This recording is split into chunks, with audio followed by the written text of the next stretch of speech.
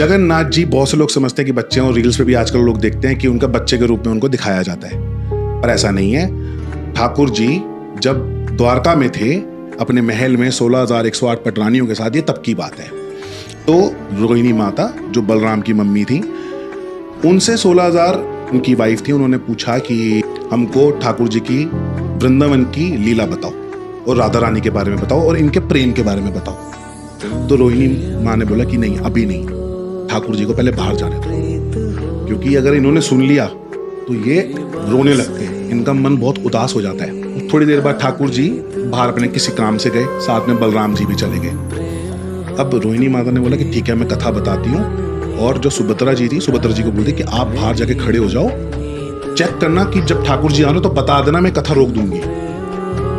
तो उन्होंने कथा बतानी अंदर शुरू करी सारी वाइफ्स को, और जैसे उन्होंने वृंदावन की बात छेड़ी और राधा रानी की बात छेड़ी, प्रेम के बारे में बताया, सारी फूट फूट के रोने लगी। जो बाहर उनकी बहन खड़ी थी सुभद्रा जी, उन्होंने भी अंदर कान लगा लिया कि क्या हो रहा है, मैं भी सुनूं। तो वो भी मंत्रमुग्ध हो गई उस लीला में, उस कथा में, उनका भी ध्यान नहीं लग गया। इतने में ठाकुर जी और बलराम जी आ गए। ठाकुर जी ने जब कान लगा सुना कि क्या सुन रही है, तो जैसे ही उन्होंने सुना तो उनको अपनी सारी पुरानी यादें आ गई, और वो विरह में, वो प्यार में वो पिघलने लग गए। कहते हैं कि जो हम इंसान लोग जितना प्यार कर सकते हैं, जो हमारा अंत है प्यार, उसकी सिर्फ एक सीमा है, मतलब परसेंटेज के हिसाब से 1 या 2% हम प्यार कर पाते हैं। भगवान उस वक्त प्यार के 10वीं सीढ़ी तक पहुंच गए थे कि वो पिघलने लग गए थे, कि उनकी आंखें बड़ी हो गई, कि उनके हाथ एकदम अंदर चले गए और पिघलने लग गए थे। तो उनका वो स्वरूप देख के जो उनके बलराम भाई थे, वो वैसे हो गए, ये क्या हो गया ठाकुर जी। और जब सुभद्रा जी ने देखा कि ये दोनों भाइयों को क्या हो गया, तो वो भी वैसे हो गए।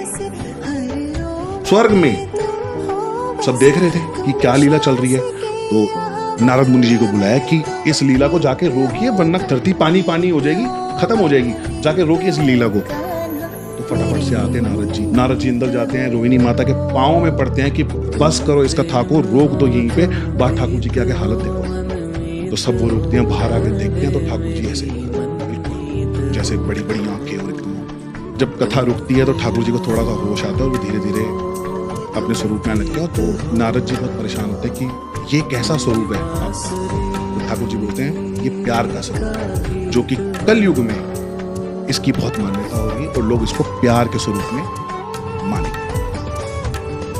सही सुनिए ना।